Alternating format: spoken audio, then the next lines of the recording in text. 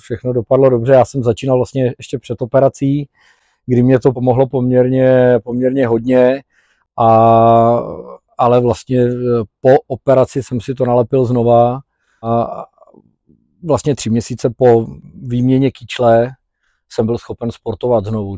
Ale bylo mě řečeno, že prostě ke sportu se můžu vrátit po, já nevím, dejme tomu 5-6 měsících a já jsem byl vlastně schopen po 3 měsících jít hrát tenis.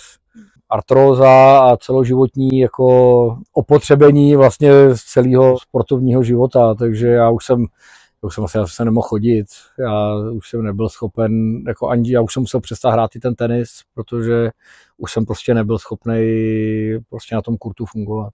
No určitě se toho nebát a zkusit si to, protože za to samozřejmě člověk krom ceny pořízení čipu jako nic nedá. A jestli do sebe má hrnout člověk prášky furt dokola, anebo prostě zkusit tohleto, tak je to rozhodně za mě vynikající možnost navíc.